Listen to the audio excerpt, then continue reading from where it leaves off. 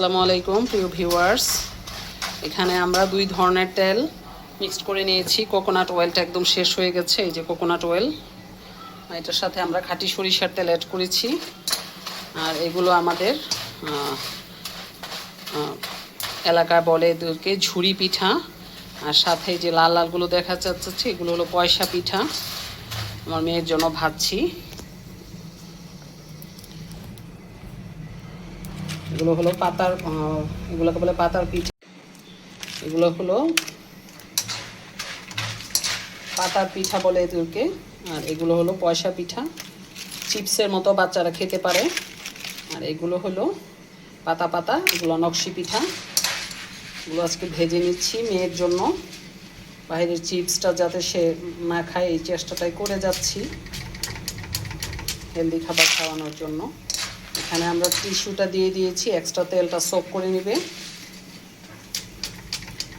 যাদেরকে যেমন ভালোবাসা দিই তারা সেটাই রিটার্ন করে। এখানে আমার আত্মীয় দিয়ে গেছে এগুলো আমরা বাসায় বানাতাম আগে। আমার আম্মা যখন বেঁচে ছিল, এখন আর সম্ভব হয় না কাজের ব্যস্ততার জন্য। সব কিছু মিলিয়ে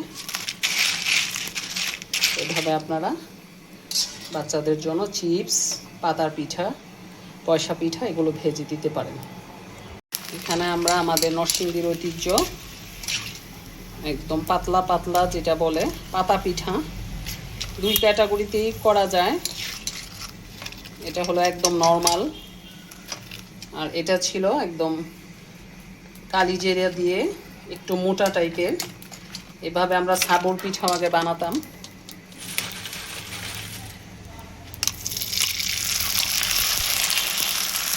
এগুলো বাইরের নষ্ট খাবার না খেয়ে বাড়িতে হোমমেড খাবার আপনারা এভাবে তৈরি করতে পারেন। খুবই পাতলা এবং খুবই ক্রিস্পি, খুবই ক্রিস্পি।